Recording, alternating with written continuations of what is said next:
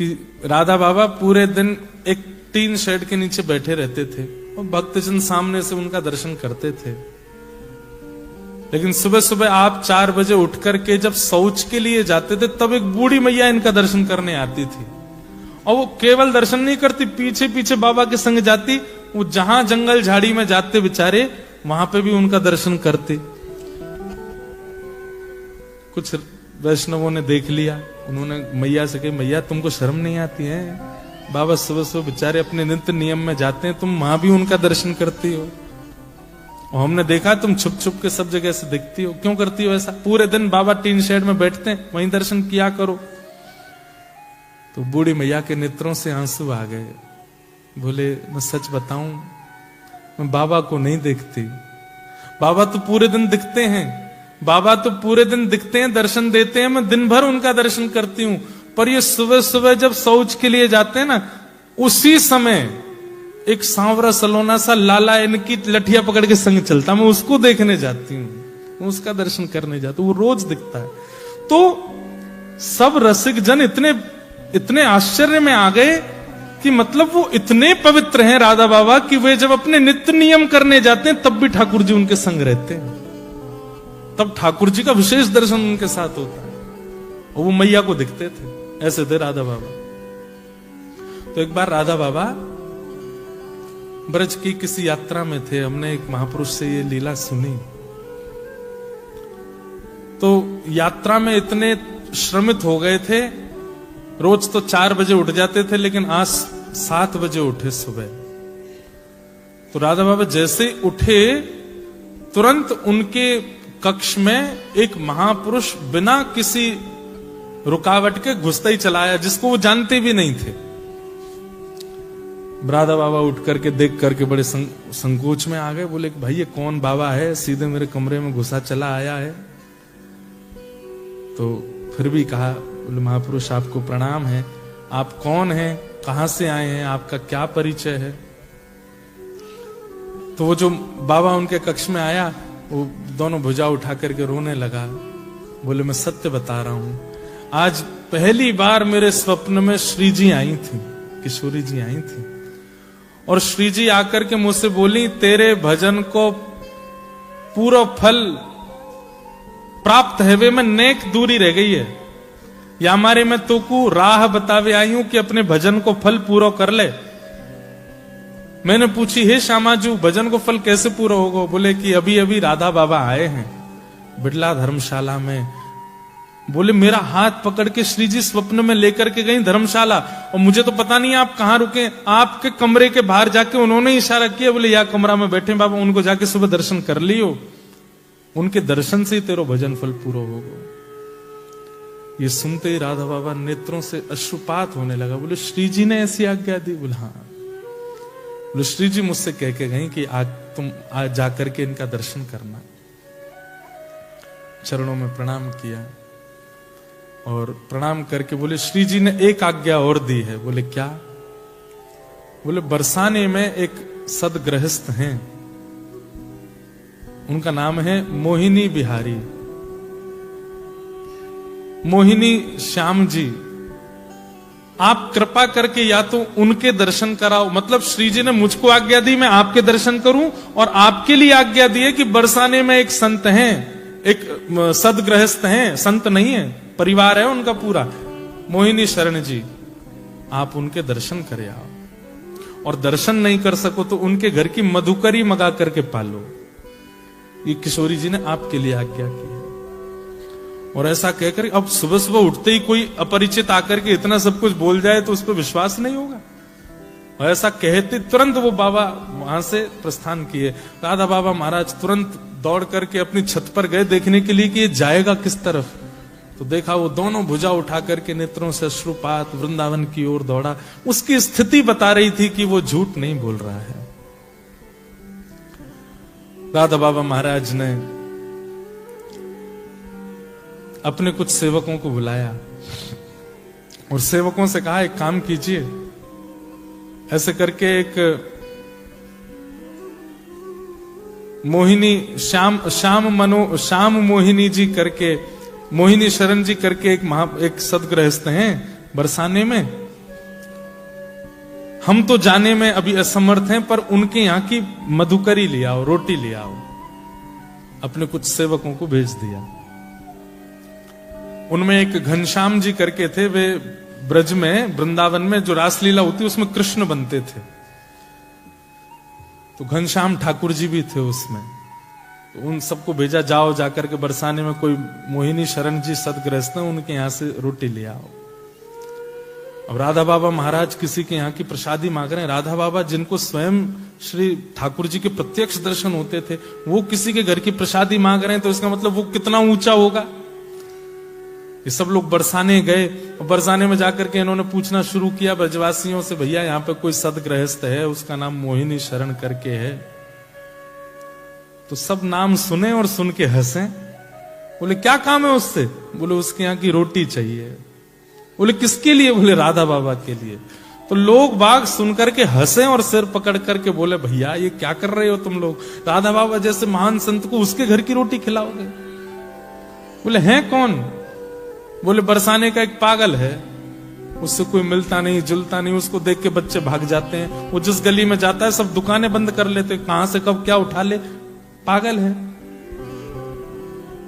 तो सेवकों ने सोचा राधा बाबा ने आज्ञा की है, लेके तो जानी है रोटी। बोले फिर भी बताओ ना कहां है घर। बता दिया सबने। बोले वहां रहता है, वो तो प्रसिद्ध पागल है, यहां का, चले जाओ।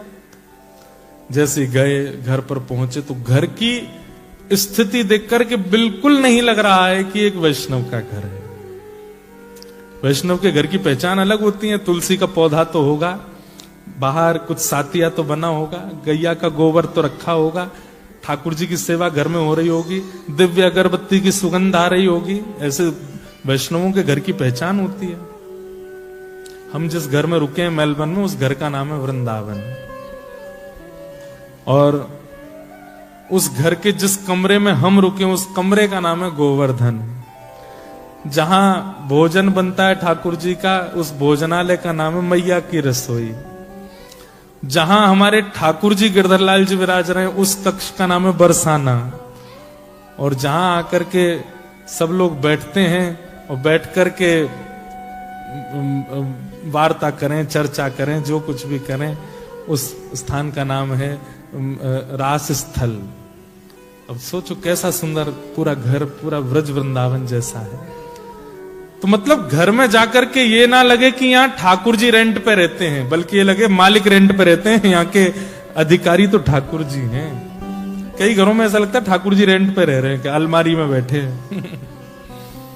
घर जाके ऐसा लगे कि मालिक रेंट पे रहते हैं, ठाकुर जी का अधिकार है। तो लेकिन यहां उल्टा था। जिनके घर से रोटी लाने के लिए कहा था, उनके घर में एक भी वैष्णव लक्षण नहीं थे। घर के भीतर जाकर के सबने हाथ जोड़ के कहा, बोले भैया ये मोहिनी शरण जी कहां हैं? बोले उनसे क्यों मिलना है आपको? बोले कि उनके हाथ से एक रोटी लेनी है हमको। बोले वो पड़े देख लो। तो खटिया चारपाई पे पड़े थे, दोनों पैरों में जूते पहन रखे थे, बूट, और एक के ऊपर एक ऐसे बूट रख करके बिल्कुल ऐसे दोनों पैर हिला रहे हैं, ये हाथ ऐसे धर के। और जिस चारपाई पे पड़े थे, वहां जो दीवार थी उस पर नेताओं के और पुराने जमाने के फिल्म सितारों के चित्र लगे हुए थे। ज्यादा पुरानी बात नहीं है ना। और बढ़िया उन्हीं को निहार रहे थे, ऐसे सिर अपने सहला रहे थे, ये है इनके हाथ से रोटी लेके जानी है। जितने गए उनके चित्त में आई, कहीं हम अपराध तो नहीं कर रहे? भैया एक बार बरसाने में और घूम के आ जाओ, कोई और तो नहीं है?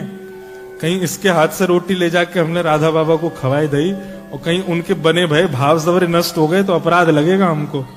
या आचार विचार से कहां से लग रहा है कि इसके हाथ की रोटी? सब जगह एक राउंड और मार के आए बरसाने में। सबने कहा नहीं वही है, एक ही है बस, और कोई नहीं है। बोले पता नहीं कैसी लीला है। दो तीन तो भीतर गए नहीं, बोले हम तो नहीं जा रहे, हम तो पहले बाबा को भी सच्चाई बता देंगे, ले आओ रोटी तो लेके जानी है। तो अंदर रोटी लेने के, भैया आपको प्रणाम, जय श्री कृष्ण, जय श्री राधे। कहां से आ गए हो? सुबह सुबह आ गए, क्या बात है, क्या चाहिए? बोले अपने हाथ से रोटी दे दो। बोले ले लो रोटी, वहां भीतर से आ जाते हैं पता नहीं कहां कहां से मांगने के लिए। बोले नहीं आप अपने हाथ से दे दो। तो पहले तो 10 सुनाई, और 10 सुना करके फिर गए और रोटी दे दी, बोले ले जाओ। और ले करके वो सब लोग राधा बाबा के पास आए। राधा बाबा आपने ये बताई। अब वो बताते कि वो कैसे हैं, उनका आचरण, उनका रूप, उनका स्वरूप, इतने में तो बाबा ने रोटी ली और पहला उसका कवल तोड़ करके माथे से लगा के पा लिया। और जैसे ही रोटी मुख में धारण किए वो मधुकरी प्रसादी, नेत्रों से अविरल अश्रुधार गिरने लगे, दोनों भुजा उठ गई। किशोरी जी की दिव्य लीलाओं का अनुभव होने लगा, नेत्र लाल पड़ गए, शरीर कंपायमान होने लगा। सामने जो आया, जिसके प्रति उनको अधिकार लगा, तोड़ करके उसको हाथ में नहीं दी, बोले मुंह खोलो, सीधे मुख में। और जिसको भी वो टूक पधराते जाएं, उसके नेत्र बंद हो जाएं, नेत्रों से अश्रुधार, और वही श्री राधा प्रेम में प्रेम मगन होकर के झूमने लग जाए। अब जिन जिनको उनके स्वरूप पर संकोच हुआ था, सब बोले ये क्या हो रहा है। पूरे कक्ष में बैठे हुए लोग भावावेश में चले गए। हाथ आगे बढ़ाया, राधा बाबा ने तिरछी नजर से देखा, बोले तुम अधिकारी नहीं हो इसके, क्योंकि तुम दोष बुद्धि से देख करके आए हो। और महाराज एक आध घंटे नहीं, 24 घंटे की भाव समाधि लगी उन लोगों की जिन्होंने वो रोटी की प्रसादी पाई, मधुकरी। वहीं से ही बाबा ने प्रणाम किया और बाबा तो वहां से चले गए। लेकिन जो घनश्याम ठाकुर जी जो रासलीला में कृष्ण बनते थे, वो भी गए थे वहां लेने। उन्हीं के मन में पहले दोष आया कि ये कैसे भक्त हैं। उनके मन में आया कि कोई तो बात है, मैं जाकर के देखूं तो सही, कहीं ऐसा तो नहीं है कि वो अपनी भक्ति को छुपाते हैं। ऐसा हो नहीं सकता कि उनकी प्रसादी से ये सब हो गया। घनश्याम ठाकुर जी गए बरसाने, और बरसाने गए तो आज वो और ज्यादा विचित्र रूप में बैठे थे। वो कोट वोट पहन के, बूट वोट पहन के, बिल्कुल ऐसा दिखावे सबको, संसार को, कि महापागल हैं, संसारी हैं और विचित्र, सब उनसे दूर दूर रहें। पर ये पहचान है एक अत्यंत वैष्णव की। भक्त की इच्छा ये नहीं होती कि मैं बहुत प्रसिद्ध हो जाऊं, भक्त की इच्छा ये नहीं होती कि मैं बहुत सिद्ध हो जाऊं। भक्त की इच्छा ये होती है केवल प्रिया प्रियतम मेरे रहें, बाकी सब मुझे अकेला छोड़ दें। ये एक असली भक्त की इच्छा होती है। चरण पकड़ लिए घनश्याम जी ने, बोले कि आप ये नहीं हो जो दिखा रहे हो, क्या हो वो दिखा दो। मेरी आपसे प्रार्थना है।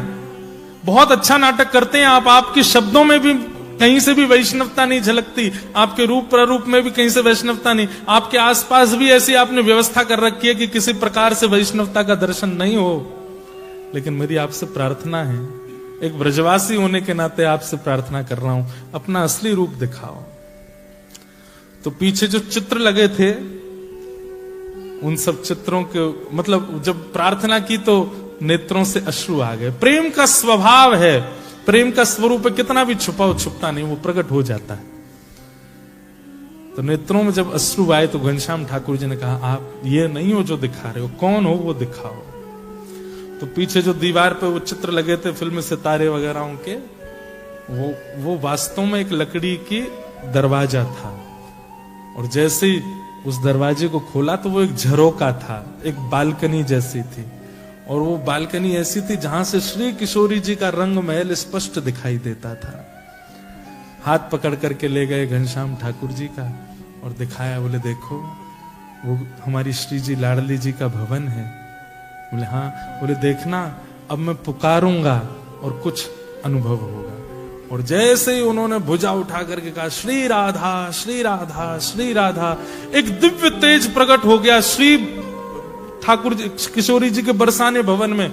और उस दिव्य तेज में सर्वांगीण अंग तो नहीं दिखा, लेकिन दिखा कि दिव्य तेज जैसे समाप्त हुआ तो वहां पर कोई सुंदर सी चुनरी पहन करके कोई एक सखी आई है, जिनका रूप ऐसा था, इतनी दूर से स्पष्टता नहीं हो रही थी। वो जो जिनके घर गए थे वो तो भुजा उठा करके नृत्य करने लगे। घनश्याम ठाकुर जी देख करके वहीं मूर्छित हो गए और मूर्छित होकर के चरण पकड़ लिए। बोले कि मुझे अनुभव करा दो। बोले कि अभी आपके चित्त में वैष्णवों के प्रति दोष भाव आ जाता है, पहले उस दोष भाव को दूर करो। कभी वैष्णव की आचार विचार कई बार वो इसलिए बनावटी रखते हैं कि हमारी भक्ति को नजर ना लगे, हम महासंसारी दिखाई दें सबको। इसलिए वैष्णव को परखने में राधा बाबा जैसे हो जाओ, जिन्होंने आपके द्वारा निंदा सुनी नहीं, उससे पहले प्रसाद पा लिया। ऐसी वैष्णवता जिस दिन आपके चित्त में आ जाएगी, आप जैसी बरसाना भवन की ओर देखोगे श्री जी दिख जाएंगी। घनश्याम ठाकुर जी तो मगन हो गए, चरण पकड़ लिए, बोले कि बस अब आप कृपा करो। ये है वैष्णवता। और फिर घनश्याम ठाकुर जी फिर उसी भाव में रहने लगे। अब तो ऐसी स्थिति उनकी हो गई कि अब कोई वैष्णव नहीं भी है और वो राह में खड़ा खड़ा अगर कुछ दुष्पान कर रहा है या कुछ दुर्वस्तु धुआं जैसा उड़ा रहा है, वो उसको भी प्रणाम करते, बोले तुम जरूर अपनी भक्ति छुपा रहे हो, इसलिए ऐसे हो ना, मुझे पता है तुम। आप हंस तो गए, लेकिन वास्तव में बताएं, जब तक ये दृष्टि नहीं बनेगी आपको भगवत अनुभव नहीं होगा। ऐसी दृष्टि बन जाएगी, कोई दोष युक्त व्यक्ति अत्यंत देखो ये तो भगवत कृपा हो जाएगी कि जो वास्तविक दोषी व्यक्ति है उसका परिचय आपको हो जाएगा। लेकिन जिसमें दोष नहीं है, जो केवल दोष का आडंबर कर रहा है, उसके प्रति आपके सहज भावना हो जाएगी कि ये तो इनका केवल बाह्य प्रकाश है, भीतर से तो ये परम भक्त है।